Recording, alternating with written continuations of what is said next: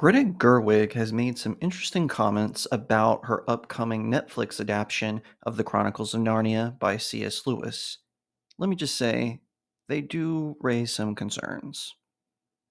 Cause I've been living life right like I could just die any minute. Going for a ride down the side. Barbie director Greta Gerwig, who has won accolades from all across the filmmaking spectrum for her films, has recently been tapped by Netflix to adapt their new Chronicles of Narnia reboot. Of course, they were children's novels written by the late great C.S. Lewis, one of the influences on my own fiction. And she has made some comments that greatly bother me as both a fan of Narnia as well as just a fan of literature in general. This is according to our friends over at Fandom Pulse. Amy Pascal, one of the producers of Greta Gerwig's upcoming film adaptation of C.S. Lewis's The Chronicles of Narnia, revealed that the film will be a very new take and that it is all about rock and roll. In an interview with Pete Hammond at Deadline, Pascal was asked, "And how is Narnia? Has she been shooting that already?" Pascal replied, "No, we start shooting in July." Hammond then asked, "That's a new take on Narnia?" Or Pascal responded, "A very new take on Narnia. It's all about rock and roll." Pascal's comments come about 2 weeks after actor Jason Isaac told the Week that the first book Greta Gerwig plans to adapt will be The Magician's Nephew. While listing out all of the books he planned to read at Christ Church Cathedral, Oxford, at Macmillan Cancer Support, Isaac included The Magician's Nephew and stated, "I love all of the Narnia books as a kid. When Peter was told he wouldn't be coming back, I understood something devastating about mortality. I picked this one because Greta Gerwig is about to make a film of it, which I can't wait to see." The Magician's Nephew tells the story of the creation of Narnia. The official description on Amazon states, "On a daring quest to save a life, two friends are hurled into another world where an evil sorceress seeks to enslave them. But when the lion Aslan's song weaves itself into the fabric of a new land, a land that will be known as Narnia, and in Narnia, all things are possible." The book was the penultimate book to be published, however, it is the first book in the chronological order. Netflix announced it was planning to develop both films and TV shows based on C.S. Lewis's The Chronicles of Narnia back in 2018. In a press release, it was announced Netflix will develop a new series and film projects based on C.S. Lewis's beloved The Chronicles of Narnia series. Under the terms of a multi-deal between Netflix and the C.S. Lewis Company, Netflix will develop classic stories from across the Narnia universe into series and films for its members worldwide. The company added, "The deal marks the first time the rights to the entire 7 books of the Narnia universe have been held by the same company." Netflix's chief content officer, Ted Sarandos, said at the time, "C.S. Lewis's beloved Chronicles of Narnia stories have resonated with generations of readers around the world. Families have fallen in love with characters like Aslan and the entire world of Narnia, and we're thrilled to be their home for years to come." Douglas Grisham, Lewis's stepson, also stated, "It is wonderful to know that folks from all over are looking forward to seeing more of Narnia, and that the advances in production and distribution technology have made it possible for us to make Narnian adventures come to life all over the world. Netflix seems to be the very best medium with which to achieve this aim, and I am looking forward to working with them towards this goal." In June 2019, the streaming service announced that Matthew Aldrich, the co-writer, joined the Netflix team to oversee the development and creative live-action adaptation of C.S. Lewis's beloved The Chronicles of Narnia series. The company added Aldrich will work across both films. The company added Aldrich will work across both series and film and serve as a creative architect on all projects under the deal. So that's not all of the article. The article goes more into the history of the Netflix deal with C.S. Lewis's estate. So you can head on over to fandompulse.com and read the rest. And also check them out because they have a lot of great pop culture news. You know, in all of those quotes from Gerwig, from Aldrich, even from C.S. Lewis's own stepson, I noticed there was something missing. C.S. Lewis' very passionate faith in our Lord and Savior Jesus Christ. Yes, I know they have an audience to play to, but not a single one of them mentioned them. For a while, in conservative circles, of which I guess I'm a part of, there was this thing where they wanted to uplift Greta Gerwig as some sort of closeted conservative within Hollywood because of a few movies where she incorporated the themes of faith, or even in Barbie because of, I guess, how the series concluded or that movie concluded. I have to say that's bull malarkey.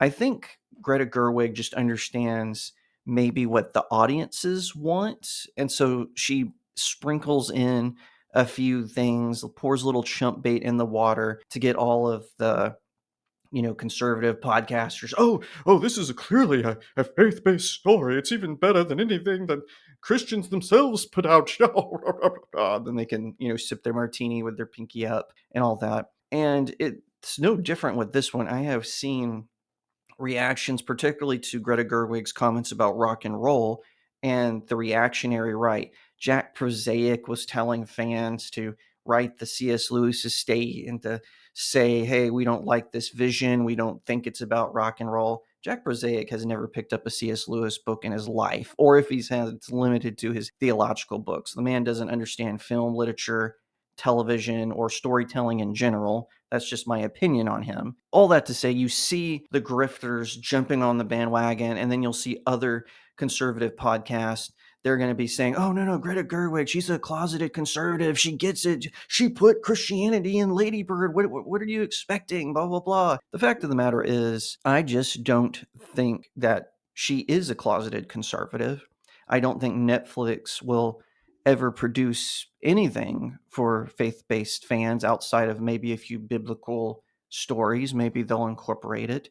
But even in the ones that I have seen thus far, they're incredibly watered down. They don't really explore faith. But with Narnia, the Chronicles of Narnia, this is something that's very special. It's kind of funny because C.S. Lewis's contemporary, J.R.R. Tolkien, another person who heavily influenced my own writing, he actually didn't like the Narnia series. He was very critical of it. He thought it was too allegorical. He thought it was too metaphorical. And he criticized his friend for this. Of course, I kind of think that's kind of funny because honestly, I think it was just like a friendly competition between the two, frenemies. Actually, I think they actually were good friends. I don't think they were frenemies. I'm just saying as an example.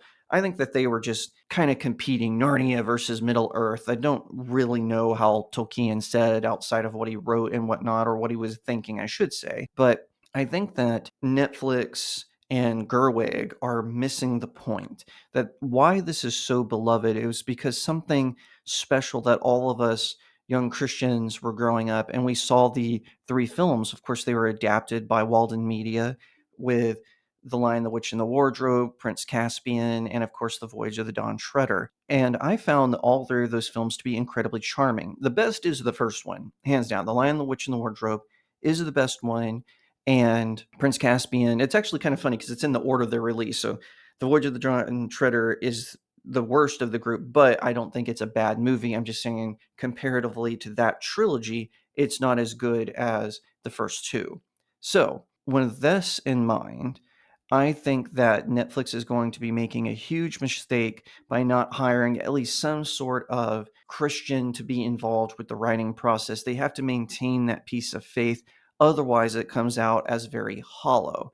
For example, Frank Peretti and Ted Decker, two of the biggest Christian fiction writers, at least when I was growing up in the 90s and 2000s and even into the 2010s, they wrote a book together called House. And the book was very interesting. I was a little disappointed because, of course, Ted Decker had to tie it to his Circle series, which got old after, the third book. It was meant to be a trilogy, but then he kept writing spin-offs and tie-ins. And House was supposed to be a standalone book that they both wrote together. But then Ted Decker, of course, found some way to tie it to the Circle series. It was really annoying. But anyway, a B movie director adapted it, and the movie was okay. It was kind of a typical B movie, certainly not a big Hollywood production, but the director took out all of the elements of faith in it. And so it ended up just being kind of a regular B movie horror. There wasn't any Christian subtext or Bible based subtext to give a moral to the story that Peretti and Decker had put in the novel. And I have a feeling that's what's going to happen with the Netflix Narnia, that it'll be visually stunning, perhaps well acted, but then Greta Gerwig and this Aldrich guy are going to eliminate the undertones of faith that C.S. Lewis placed inside of them. And I think that'll have devastating consequences where it'll just feel like kind of the typical B fantasy world that really doesn't capture what C.S. Lewis was trying to convey with these Narnian adventures. If you like that video, be sure to give it a like, share it out to all your friends, tell them about me, leave me a comment in the comment section below, and of course, subscribe. If you're watching on YouTube, ring that little bell so you get notifications when I post a new vidcast, and consider becoming a channel member. You can head on over to my website, StudioJakeMedia.com, where you can find all kinds of film reviews, reviews on anime, novels, television shows. Best of all, there are no ads and it's totally free. You just put in your email address and you get an article a day, sometimes two. You can also support the channel by heading on over to my locals community. The link is in the description of the video. You can sign up for a monthly subscription, or you can give me tips for articles I post there, including some exclusive ones. You can also check out my novels, which I guarantee I won't let Netflix ever ruin should they become film adaptation. I've got the supernatural thriller Cacophony. I've got the high fantasy series The Seven Royals, which includes All Good Things, and Book 2, Breaking the Stars. Book 3 is on its way, and it will conclude this Dark Army trilogy. Last but certainly not least is my newest novella, Blessed Child. It is a fantasy romance that you can enjoy and have a good time. Best of all, if your kids are 12 and older, they can pick up and read right along with you. There's enough depth to keep you as an adult interested in the story, but there's nothing gratuitous in it, so your children can enjoy it with you. It's a good family exercise to read together. Pick one or all four up on Amazon.com and leave me a 5-star review. It really helps out small indie creators like myself. Once again, thank you so much for watching, and I'll see you next time right here on Studio Jake.